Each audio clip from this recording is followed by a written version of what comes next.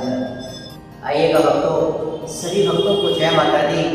जैसा कि मैंने पिछली वीडियो में बताया था कि मैं बहुत ही जल्द माँ तारा रानी का अमर इतिहास लेकर के आ रहा हूँ। तो आइएगा, वो समय आ चुका है और ज़्यादा समय ना लेते हुए माँ तारा रानी कथा की ओर चलते हैं। और सभी भक्तों से हाथ जोड़कर गुजारिश कि बड़े ध्यानपूर्वक सुने माँ भगवती का यह अमर इतिहास, कैसी ये जागरण बंद कमरों से बाहर आया। क्योंकि पहले के समय में माँ काली के जागरण हुआ करते थे, मांस और मदिरे का भोग लगाया जाता था। लेकिन माँ ने देखा कि आने वाले कलयुग में कोई ऐसा भक्त नहीं होगा जो माँ को अपने शीश की भेंट प्रदान कर सके। इसीलिए माँ ने नारियल की भेंट बनाई। तो आइएगा, ज़्यादा समय ना लेते हुए चलते हैं माँ तारा रानी की कथा की ओर। सुनिएगा ध्यान। सर्वमंगल मांगले शिवे सर्वार्थ साधिके शरण्ये त्र्यंबके गौरी नारायणी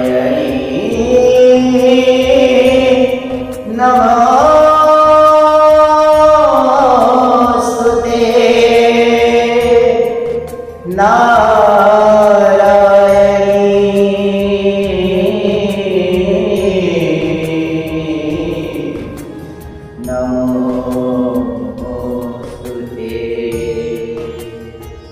तो कहिएगा भक्तों, जय माता दी।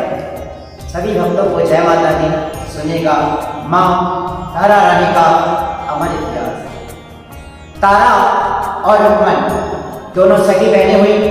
दोनों ने एकादशी का व्रत रखा। बड़ी बहन छोटी बहन से कहती है कि जाओ बहन, बाजार से कुछ फल आहार ले आओ। छोटी बहन नादान थी, वो बाजार में गई। उसने क्या देखा कि दूर से एक रेडी वाला आवाज लगा रहा होता है कि आओ माँ के भक्तों, महाप्रसाद चखो, बड़ा ही स्वादी बनाया। छोटी बहन नादान थी, उसने एक टोना लिया, अपने व्रत को वहीं खोल लिया और दूसरा टोना सब लेकर के अपने घर को आई और अपनी बड़ी बहन से कहा कि लो बहन, ये आपने तो महाप्रसाद मंगाया था, मैं महाप्रसाद लेकर के आई हूँ और मैंने अपना व्रत वहीं खोल लिया है और आप भी अपना व्रत खोल लीजिए। बड़ी बहन ने प्रसाद के टोने से जैसी ढक्कन हटाया और क्या कहा कि हे नीची जी, तूने क्या किया? आज साल में बड़ी एकादशी दिन वाले दिन तूने माँ भगवती का व्रत रख के मांस का सेवन किया है, तो जा, मैं तुझे श्राप देता हूं।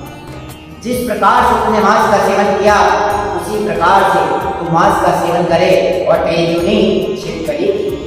छोटी बहन बड़ी बहन के श्राप को शुद्धाई करते हुए कहती है कि आपने कोई श्राप को दे दिया, परंतु इतना भी बता दीजिए कि मेरा उद्धार कब होगा। बड़ी बहन कहती है तेरा उद्धार तब होगा जब 5 पांडव माँ भगवती का यज्ञ रचाएंगे, 33 करोड़ देवता आमंत्रित होंगे, परंतु श्राप मुझे वहां भी मिलेगा। कुछ समय बाद 5 पांडव माँ भगवती का यज्ञ रचाते हैं, 33 करोड़ देवी देवता आमंत्रित करते हैं। और जब पांडवों के गुरु दुर्वासा जी के पास ये संदेशा लेकर के जाते हैं तो दुर्वासा जी पूछते हैं कि इस जगत में कौन कौन शामिल हो रहा है। तो दूत बताते हैं कि महाराज, इस जगत में 33 करोड़ देवी देवता आमंत्रित है और आप भी समय से पहुंचकर पांडवों को आशीर्वाद प्रदान करें। दुर्वासा जी थोड़े से क्रोधित स्वभाव के थे।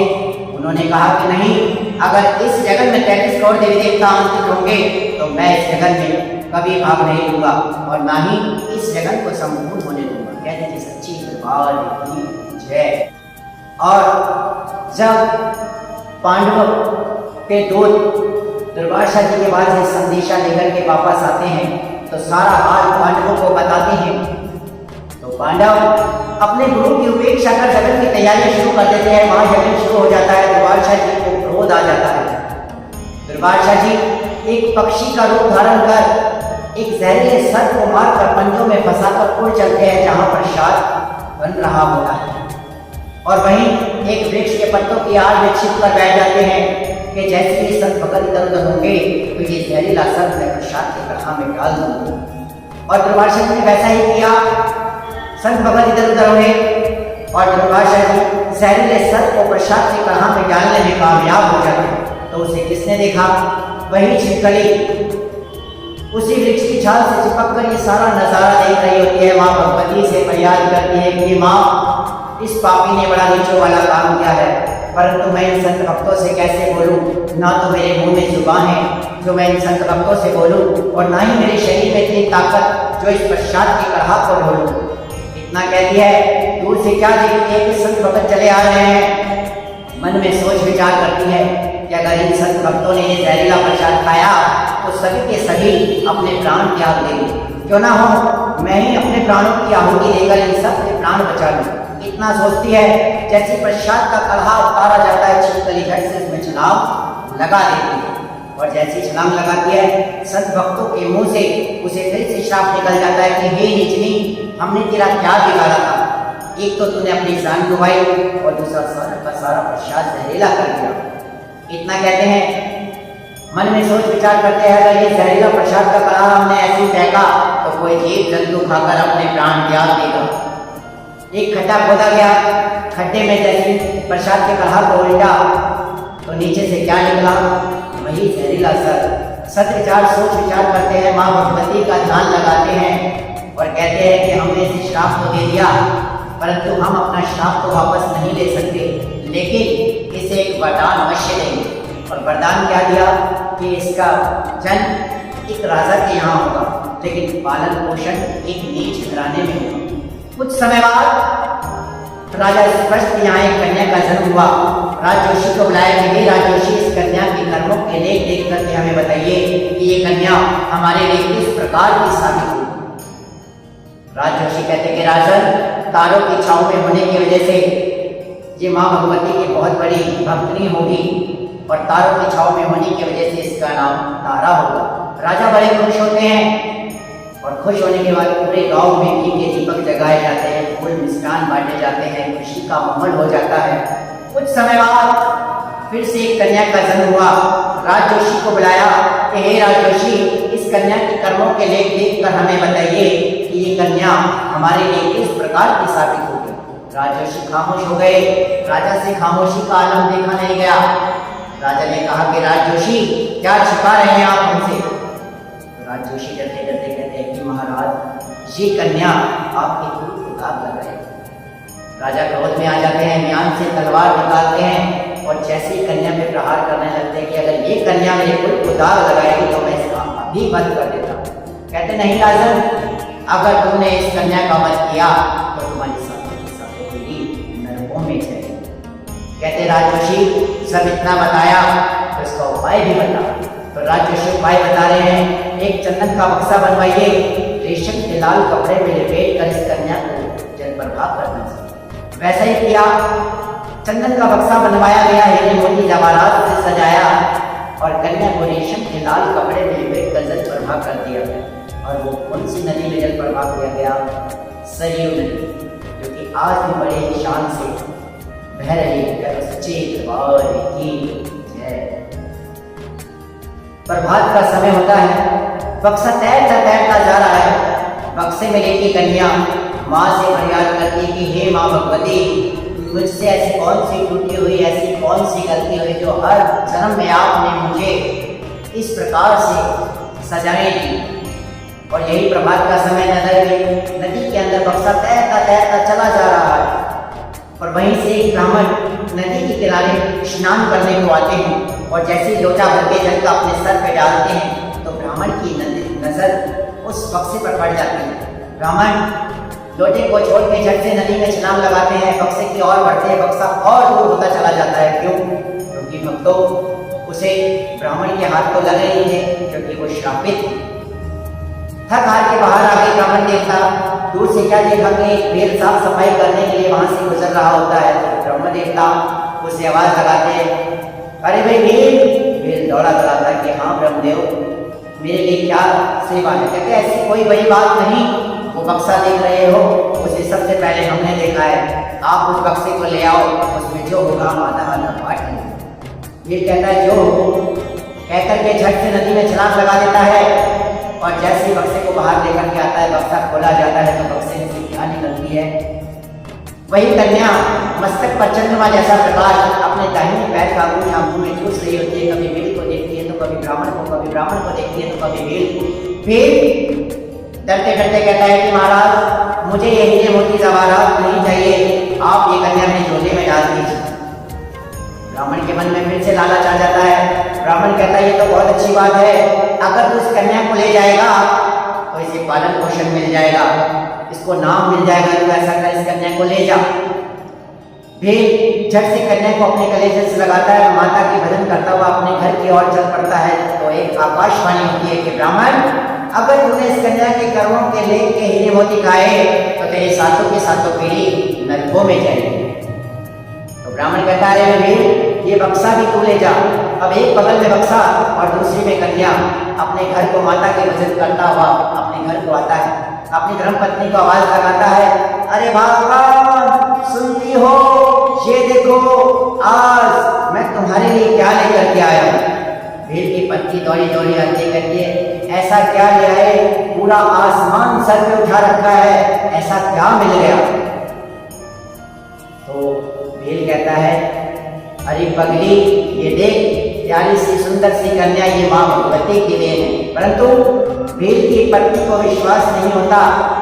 भीड़ की पत्नी कहती है अगर ये माँ भगवती की देन है तो इसका पालन पोषण भी वही करे, मैं क्यों करूँ।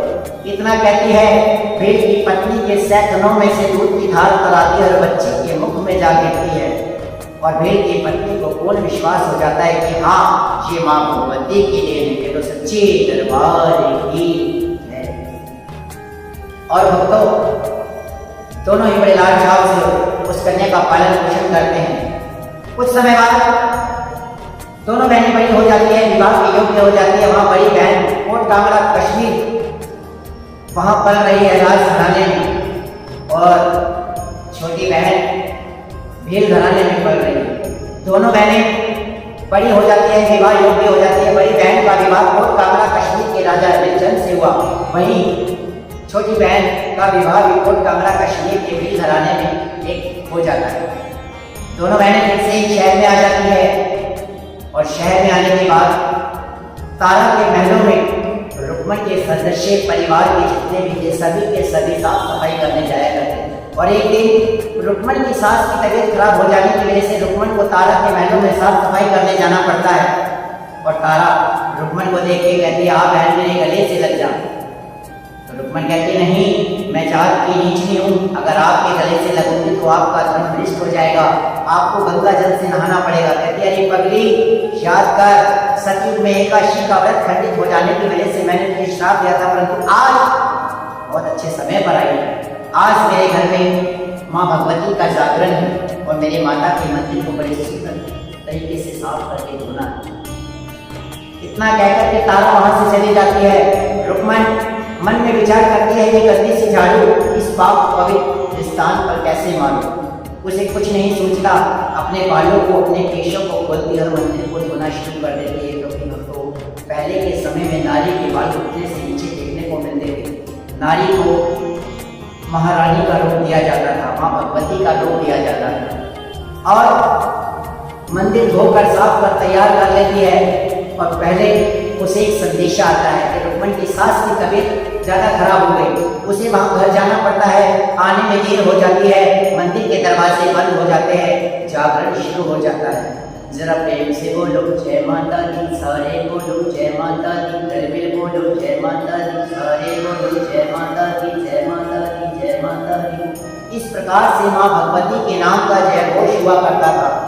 और सब प्रथम पहले सतयुग में माँ काली के जागरण हुआ करते थे, मांस और मदिरे का भोग लगाया जाता था। जिस जीव की बलि दी जाती थी, जब तक वो जीव होकर खड़ा नहीं हो जाता था, जब तक जागरण चलता रहता था। जो बाहर बैठे हैं वो बाहर से सुनते थे, और जो अंदर बैठे होते थे वो अंदर से सुनते थे। और इतना होने के बाद रुक्मण को आने में देर हो गई, मंदिर की सीढ़ियों पर बैठ करके जागरण सुनने लगी। और जब जागरण सुनने लगी, यही प्रभात का समय हुआ, मंदिर के पट खुले। तारा रुक्मण को देखकर बड़ा खुश होती है और कहती है ला बहन तुम अपने झोले करो, मैं तुम्हारे झोले में माँ का प्रसाद डालती हूँ, मांस का प्रसाद डालती हूँ। झट से झोले में प्रसाद देती है। और प्रसाद लेने के बाद मन में विचार करते हैं कि महलों की रानी तारा, जिसके पास धन दौलत जागीर की कोई कमी नहीं, तो क्यों करती है इसकी सेवा, क्या देती है ये माँ। तारा पूछ ही बैठती है कि तारा, तुम्हारे पास धन दौलत जागीर की कोई कमी नहीं, फिर क्यों करती हो इसकी सेवा, क्या देती है ये माँ? तो तारा बताती है, अरे पगली, मेरी ये माँ वाजन को पुत्र देती है, निर्गत को माया देती है, कौड़ी को पाया देती है। और आज माँ भगवती का जागरण सुना है तो ला 1.25 रुपए की एक अरदास करा और मांग ले मेरी माँ भगवती से जो तुझे मांगना है।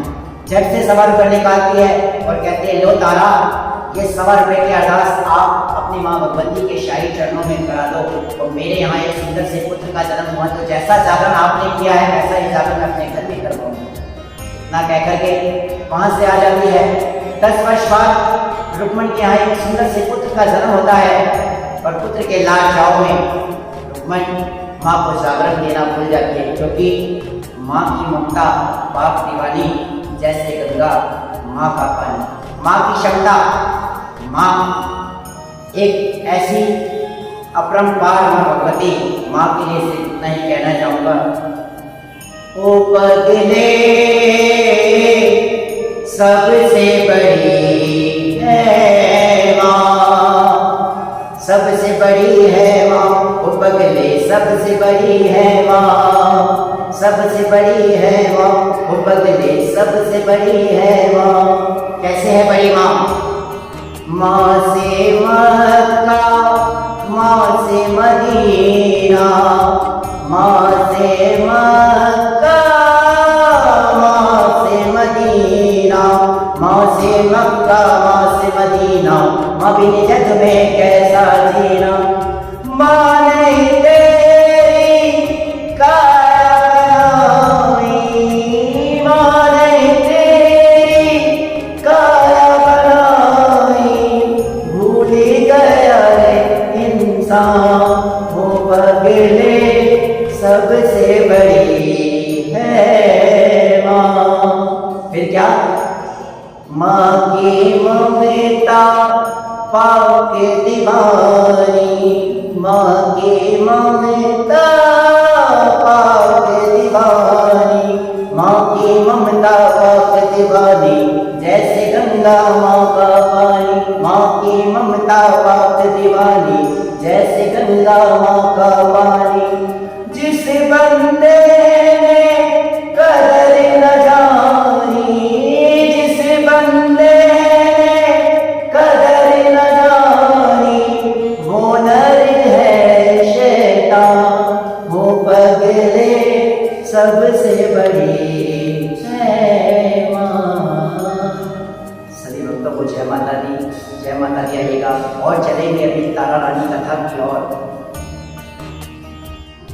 और बच्चे में माता का प्रवेश हो जाता है, माँ को क्रोध आ जाता है और बच्चे में चेचक निकल जाती है। रुक्मण वैद्य हकीम डॉक्टर को दिखा कर परेशान हो जाती है, परंतु बच्चे में कोई फर्क नहीं आता। माँ को रो रो के ताने देने लगती है कि माँ, मुझे अभागन से ऐसी कौन सी गलती हुई, ऐसी कौन सी त्रुटि हुई जो आपने मुझे हर जन्म में कोई ना कोई सजा दी है। माँ एक लाल दिया था, वो भी आपने मुझसे देकर के छीना, मुझसे अभागन से ऐसी कौन सी गलती हुई। और रुक्मण के सपन में लंगर वीर आते हैं कि रुक्मण तेरे बच्चे को कुछ नहीं होगा, तूने तारा के महलों में जागरण की सुनना होती थी, वो जागरण करा, तेरा बच्चा बिल्कुल ठीक हो जाएगा। रुक्मण सुबह उठती है, अपने परिवार में बात करती है कि मैं अपने घर में माता का जागरण कराना चाहती हूँ। तो परिवार के सदस्य कहते हैं ये तो बहुत अच्छी बात है, जिस घर में माँ भगवती के नाम का जागरण होता है उस घर के दुख दरिद्रता दूर हो जाते हैं। रुक्मण कच्चे चावल और इलायची हल्दी के जल रंग करके चल देती है मंदिर की ओर। जैसी मंदिर की सीढ़ी पर पैर रखती है तो ब्राह्मण देवता वहीं से आवाज लगाते हैं कि रुक्मण कहाँ चल रही हो, अगर तुम मंदिर में आई तो मंदिर का धर्म नष्ट हो जाएगा, मंदिर को गंगा जल से धोना पड़ेगा, वहीं से बोलो क्या काम है। तो रुक्मण कहती है, ये ब्रह्म देवता, मैंने माँ भगवती के नाम के जागरण की सूचना हो रखी है, आप मेरे घर में आकर के जागरण कर दो। तो ब्राह्मण कहते नहीं, रुक्मण तू जात की नीची है, अगर हम तेरे यहाँ जागरण करने आएंगे तो तेरे यहाँ का खाना भी होगा, और अगर हमने तेरे यहाँ का खाया तो हमारा धर्म नष्ट हो जाएगा। हम तेरे यहाँ जागरण नहीं कर सकते, तू एक 5.25 रुपए दे, हम तेरे नाम का जागरण मंदिर में कर देंगे। रुक्मण कहते नहीं ब्रह्म देवता, ये जागरण की सुनना तो मैंने अपने घर में ही बोल रखी है और अपने घर में ही जागरण कराऊंगी। इतना कह के वहां से रोते रोते चल देती है और उन्हें रास्ते में सेनानाएं मिलते हैं। सेनानायक कहते हैं रुक्मन तू क्यों रो रही है? तो रुक्मन कहती है सारे दिल का हाल रुक्मन सेनानायक को बताती है। सेनानायक कहते हैं पगली तू इन मंदिर के ब्राह्मणों के पास क्या जाती है? इस मंडली की महंत तारा के पास जा। अगर तेरे यहाँ जागरण वो करने आ गई तो ये सभी की सभी तेरे यहाँ जागरण करने पहुंच जाएंगे। रुक्मन खुशी से उछल पड़ती है और दौड़ी दौड़ी जाती है महलों की ओर। तारा से कहती है लो बहन बेटा लो मेरे यहाँ जागरण करने आ जाओ, मेरे बच्चे की हालत दिन ब दिन खराब होती जा रही है।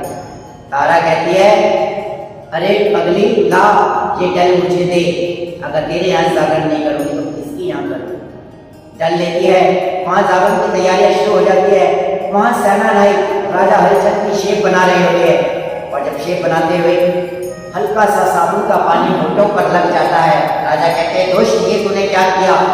तूने मेरा सारा का सारा धर्म नष्ट कर दिया, मैं तेरा अभी सर कलम कर देता हूँ। तो सेनानायक कहता है नहीं महाराज, भूखा मरता क्या ना करता, अपनी जान बचाने के लिए अगर भूख लगेगी तो नाली में से निकाल कर खा लेगा और जब भूख नहीं लगेगी तो सोने की थाली को भी करा देगा। अपनी जान बचाने के लिए कहता है महाराज अगर मेरे साबुन के पानी से आपका धर्म नष्ट हो जाता है तो महलों की रानी तारा आज रुक्मन नीच के यहाँ जागरण करने जाएगी, वहां का प्रसाद खाएगी और तुम्हें भी लाकर खिलाएगी, तो क्या जब तुम्हारा धर्म नष्ट नहीं होगा?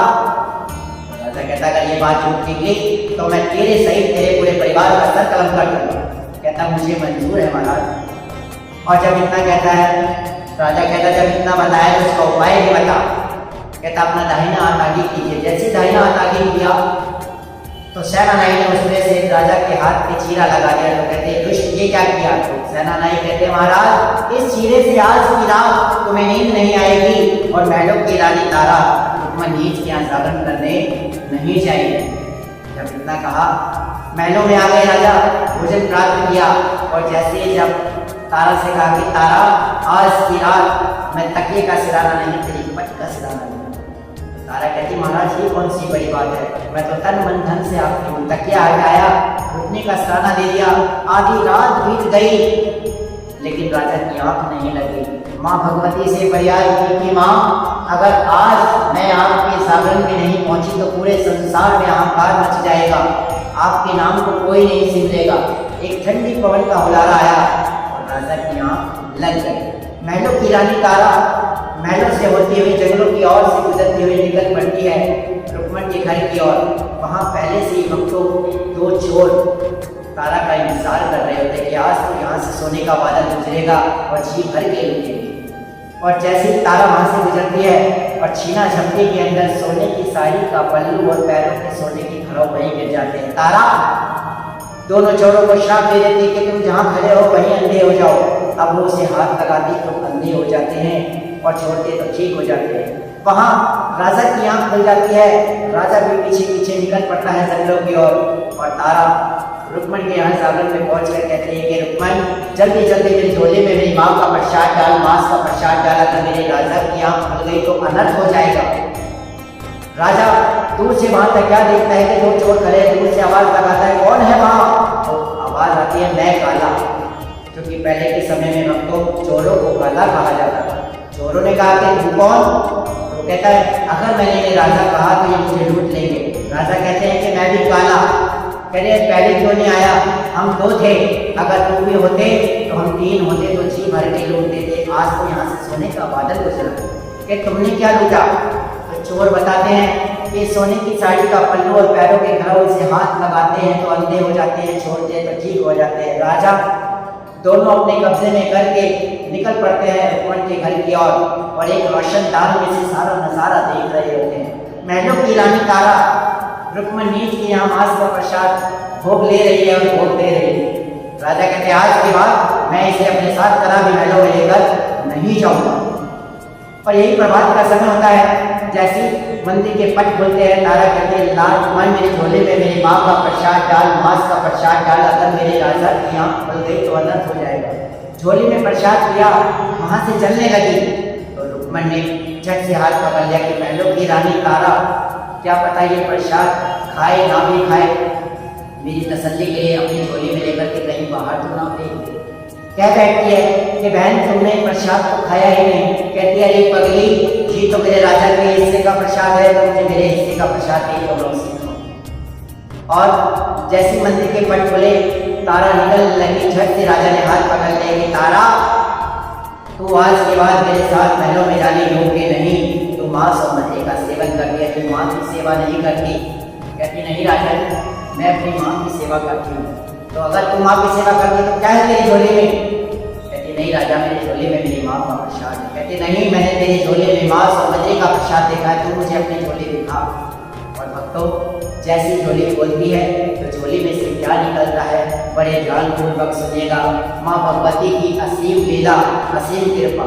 बकरे की श्री का नारियल बन जाता है, हड्डियों के पताशे बन जाते हैं, मांस के टुकड़ों का पंचमेवा प्रसाद बन जाता है, खून की सुराई दूध में बदल जाती है। राजा आश्चर्यचकित रह जाता है, ये क्या? ये तो जादू भी जानती है। आज के बाद मैं इसे अपने साथ कदापि महलों में लेकर नहीं जाऊंगा। इतना हुआ तो दोनों महलों में आए। तारा ने वहीं राजा से एक वचन धरवा लिया कि राजा, मैं तुम्हें अपनी माँ का पंथ जब दिखाऊंगी जब तुम मुझे एक वचन दोगे, जैसा मैं कहूंगी आप वैसा ही करो। राजा कहता ठीक है, जैसा तू कहेगी मैं वैसा ही करूंगा, परंतु तेरी माँ का पंथ अवश्य देखूंगा। और दोनों महलों में आ गए, भोजन प्राप्त किया। तारा ने कहा कि जाओ राजा, महलों में जाओ, अपने तबेले में नीला नीला घोड़ा जो तुम्हें स्वर्गों की सैर कराता है उसका शीश काट कर के लाओ, जब मैं तुम्हें अपनी माँ का पंथ दिखाऊंगी। राजा तबेले में गया, घोड़े का शीश काट कर ले आया कि तारा, अब तुम मुझे अपनी माँ का पंथ दिखाओ। कि नहीं राजन, अभी महलों में जाइए, अपना इकलौता बेटा सुंदर उसका शीश काट कर लाइए, जब मैं अपनी माँ का पंथ दिखाऊंगी। राजा महलों में गए, अपने बेटे सुंदर को आवाज लगाई, बेटा सुंदर। जैसे बेटा दौड़ा दौड़ा आया, झुक के प्रणाम किया, म्यान से तलवार निकाली, बेटे के शीश पे दे, माली के लिए तारा, अब तो मुझे अपनी माँ का पंथ दिखा। तारा कहती नहीं महाराज, इसे निक्का निक्का करके छीलिए, इसे धो धो के पतीले में डालिए, इसका प्रसाद बनाइए, उसके बाद मैं माँ भगवती को, माँ ज्वाला को भोग लगाऊंगी। माँ का पंथ कहने लगा ठीक है करूंगा। निक्का निक्का छील दिया, धो धो के पतीले में डाल दिया, प्रसाद बनकर तैयार हो गया। तारा कहते महाराज इसे 5 थाल में परोस दीजिए। राजा कहते खाने वाले तो सिर्फ हम 2 ही हैं, और ये 5 किसके लिए? तो तारा बताती है, पहला थाल में माँ भगवती, माँ ज्वाला को भोग लगाऊंगी, दूसरा आपका, तीसरा घोड़े का, चौथा बेटे का, 5वां मैं। कहते हम खाने वाले तो 2 हैं, महलों की रानी तारा कहीं पागल तो नहीं हो गई? 5 थाल परोसवा दिए गए, पहला थाल माँ भगवती ज्वाला को भोग लगाया, और दूसरा थाल कहते ले राजा, ये तेरे हिस्से का प्रसाद से था। राजा सोच करे मन भारी कि मैं कैसा भागा बाप हूँ, अपने घोड़े और बेटे का मांस खा रहा हूँ। लेकिन वचनों में बंधे राजा एक डली उठाते जैसे अपने मुख में रखते हैं तो बच्चे की छोटी उंगली का अंगूठी का नगीना झाड़ में आ जाता है। तारा का है, राजा का हृदय टूट जाता है।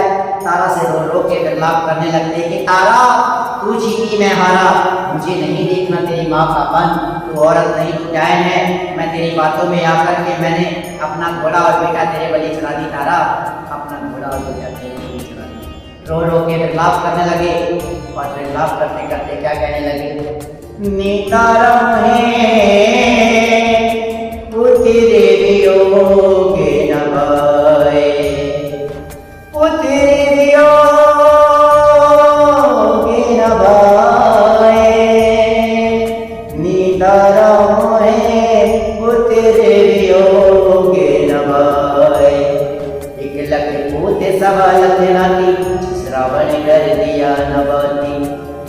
एक लख पूते सवा लख नाती, श्रावण कर दिया नवाती।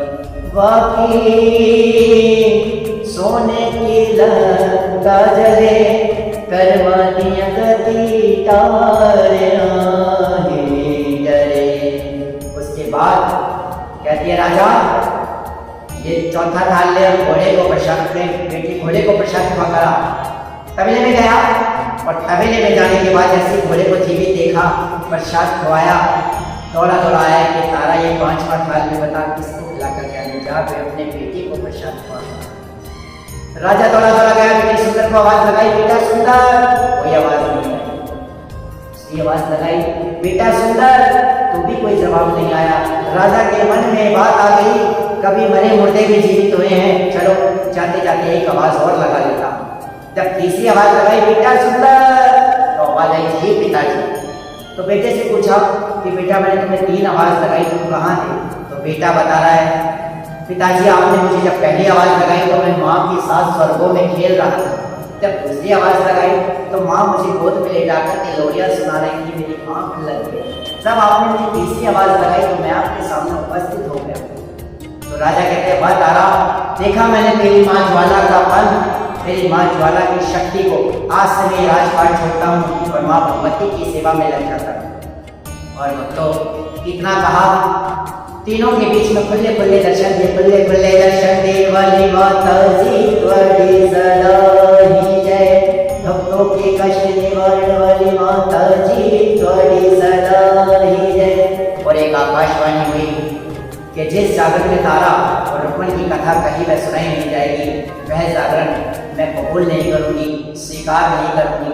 और तभी से भक्तों ये प्रथा चलती आ रही है, जहाँ कहीं भी माँ भगवती के नाम का जागरण होगा तो तारा और रुक्मण का अमर इतिहास कहा वह सुनाया जरूर जाएगा।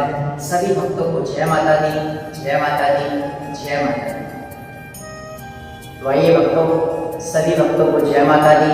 मैं आपका अपना रिंकू मस्ताना KDS सब धर्म चैनल से, और ऐसे ही मैं चाहूँगा कि आप मुझे अपना प्यार, अपना दुलार बांटते रहें, और ऐसे ही मैं आपकी सेवा में माँ भगवती के बड़े बड़े अमर इतिहास लेकर के आ सकूँ। और ये कथा अगर आपको पसंद आई हो तो इस चैनल को लाइक करें, सब्सक्राइब करें, शेयर करें और मुझे ज़्यादा से ज़्यादा प्यार दें, और ऐसे ही माँ भगवती की सेवा मुझे प्रदान करें।